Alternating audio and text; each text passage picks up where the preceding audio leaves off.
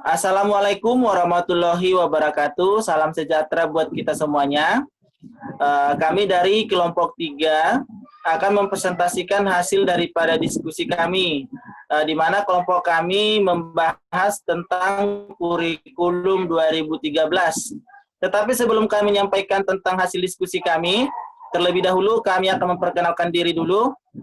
Saya sendiri Linton Friendi Simatupang, dan teman saya yang lainnya itu ada Priska Yulia Sinaga, ada Dwi Lestari, dan juga Mary Leli Lagona Siregar.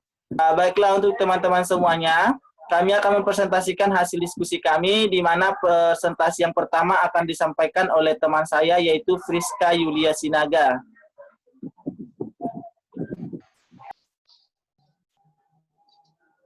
Oke, definisi kurikulum. Secara etimologi, kurikulum berasal dari bahasa Yunani, yaitu kurir yang artinya pelari, dan kurir yang artinya tempat berpacu, atau tempat berlomba yang berarti jarak tempuh lari, yaitu jarak yang harus ditempuh dalam kegiatan berlari, mulai dari start hingga finish. Istilah kurikulum tersebut digunakan dalam dunia pendidikan dengan alasan kurikulum berhubungan erat dengan usaha mengembangkan peserta didik sesuai dengan tujuan yang ingin dicapai.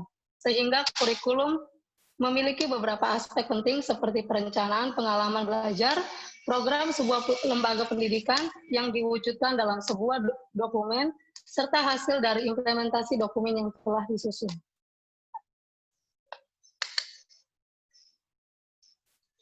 Definisi kurikulum 2013. Kurikulum 2013 merupakan implementasi dari Undang-Undang Nomor 32 Tahun 2013. Kurikulum 2013 ini merupakan kelanjutan dan penyempurnaan dari kurikulum berbasis kompetensi atau KBK dan KTSP.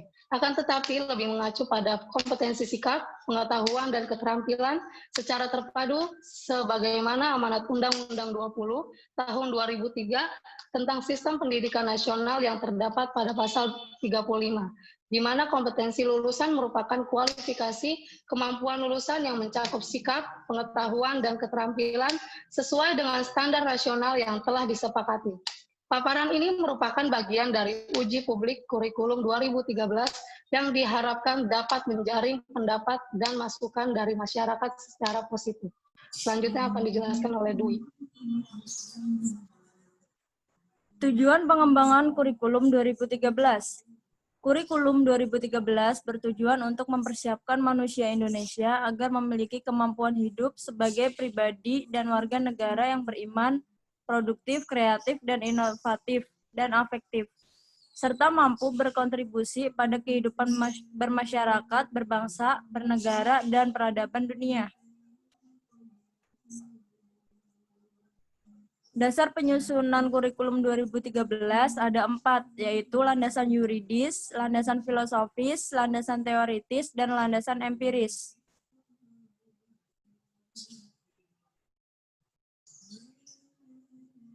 Landasan yuridis. Secara yuridis, kurikulum merupakan suatu kebijakan publik yang didasarkan kepada dasar filosofis bangsa dan keputusan yuridis dalam bidang pendidikan.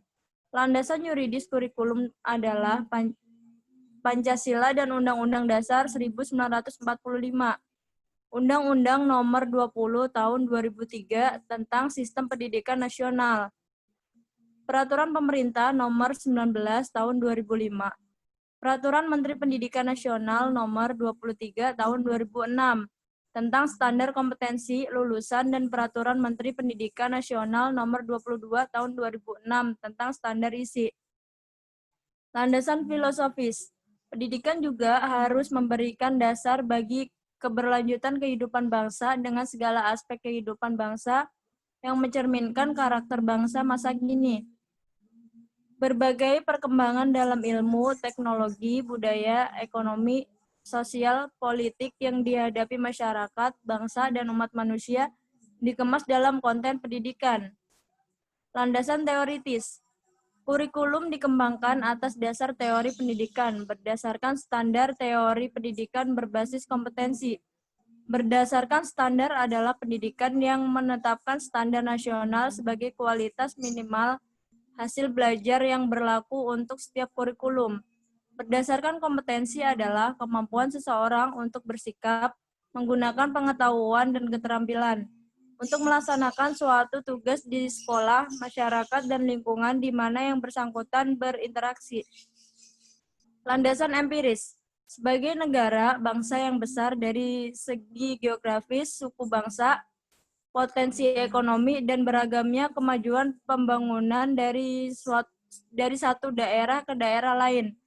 Sekecil apapun ancaman disintegrasi bangsa lain. Sekecil apapun ancaman disintegrasi bangsa masih tetap ada. Kurikulum harus mampu membentuk manusia Indonesia yang mampu menyeimbangkan kebutuhan individu dan masyarakat untuk melanjutkan jati diri sebagai bagian dari bangsa Indonesia dan kebutuhan untuk berintegrasi sebagai satu entitas bangsa Indonesia. Selanjutnya akan disampaikan oleh Mary Lely. Ya, saya lanjutkan. Karakteristik kurikulum 2013. 1. Isi atau konten kurikulum adalah kompetensi yang dinyatakan dalam bentuk kompetensi inti atau KI, mata pelajaran, dan dirinci lebih lanjut ke dalam kompetensi dasar. 2. Kompetensi inti KI merupakan gambaran secara kategorial mengenai kompetensi yang harus dipelajari.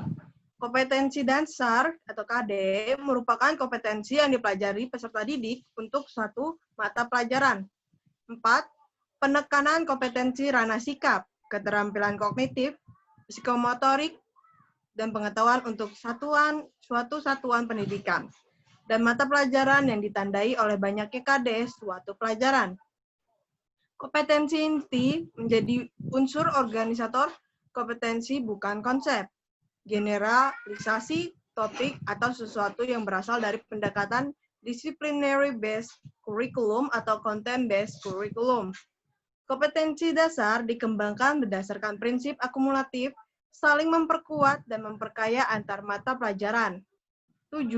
Proses pembelajaran didasarkan pada upaya menguasai kompetensi pada tingkat yang memuaskan, dengan memperhatikan karakteristik konten kompetensi, yang mana pengetahuan merupakan konten yang bersifat tuntas atau mastery, sedangkan kognitif dan psikomotorik merupakan kemampuan penguasaan konten yang dapat dilatih, sedangkan sikap merupakan kemampuan penguasa konten yang lebih sulit dikembangkan dan memerlukan proses pendidikan yang tidak langsung.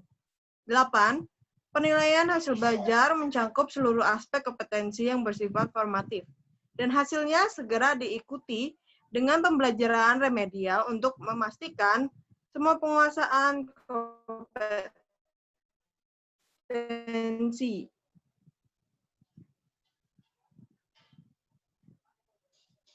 Komponen kurikulum. Materi atau isi. Isi program kurikulum adalah segala sesuatu yang diberikan kepada anak didik dalam kegiatan belajar mengajar dalam rangka mencapai tujuan. Isi kurikulum meliputi jenis-jenis bidang studi yang diajarkan dan isi program masing-masing bidang tersebut.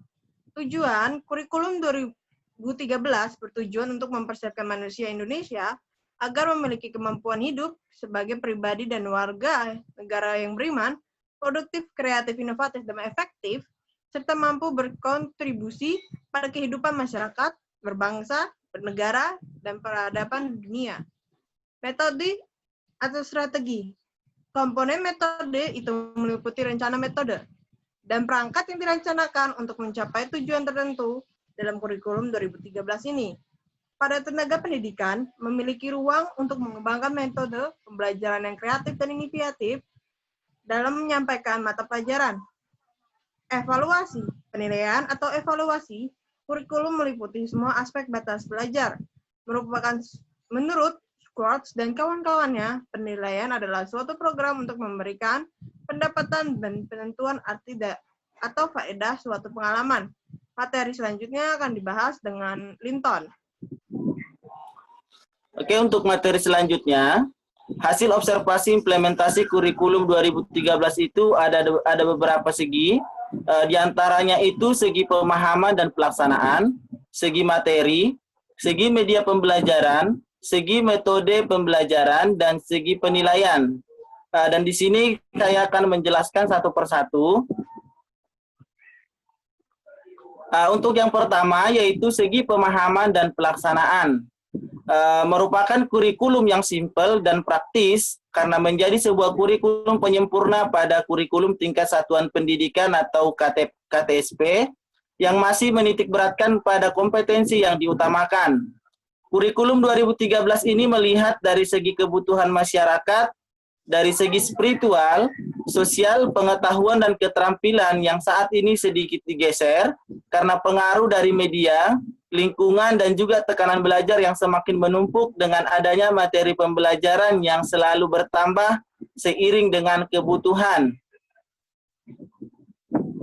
Untuk segi materi, ini lebih fleksibel, artinya lebih mudah dipahami oleh siswa dan juga para pendidik karena jam mata pelajaran dikurangin dan menambah jam pelajaran.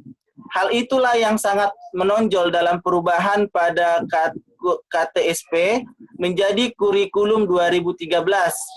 Seperti pada struktur pelajaran sudah tidak digunakan standar kompetensi yang terlalu banyak melahirkan materi baru. Akan tetapi menggunakan 4 kompetensi inti atau KI yang harus dikuasai dan dipahami oleh peserta didik.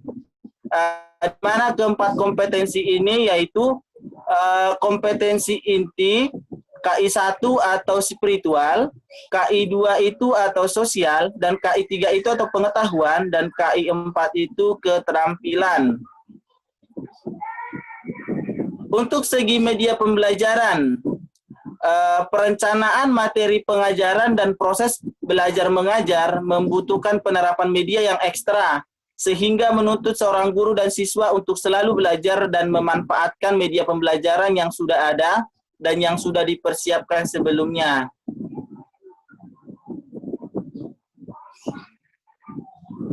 Untuk selanjutnya itu segi metode pembelajaran.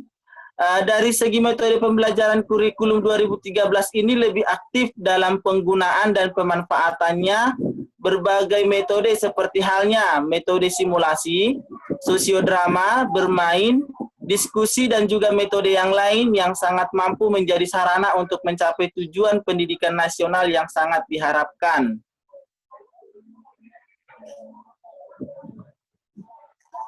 Untuk segi penilaian, sistem penilaian pada kurikulum 2013 ini dikatakan lebih baik karena mencakup 3 ranah domain belajar, yaitu kognitif, afektif, dan psikomotorik.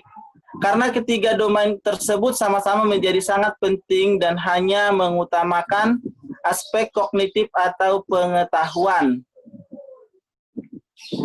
Untuk implementasi kurikulum 2013 ini, hasil kajian teori, observasi, dan hambatan yaitu terdiri dari beberapa, yaitu pelaksanaan, materi, media pembelajaran, metode pembelajaran, dan penilaian. Untuk materi selanjutnya akan disampaikan oleh Dwi Lestari.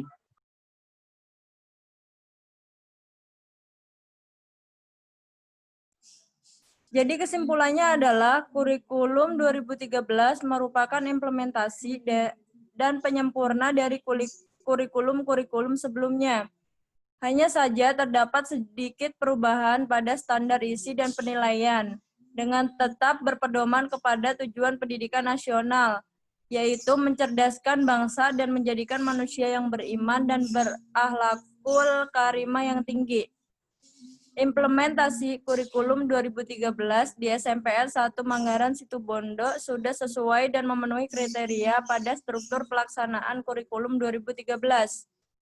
Baik dari segi pelaksanaan, materi, media, pembelajaran, metode, serta penilaian.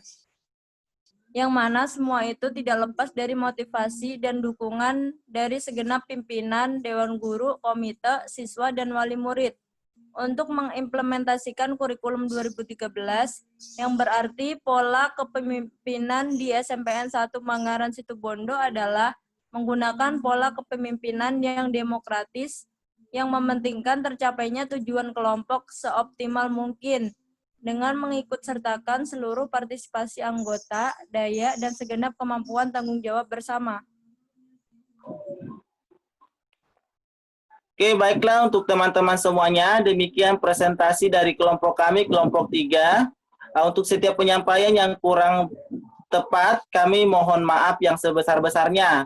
Dan untuk perhatian daripada teman-teman semuanya, kami ucapkan terima kasih. Akhir kata, saya ucapkan Assalamualaikum warahmatullahi wabarakatuh.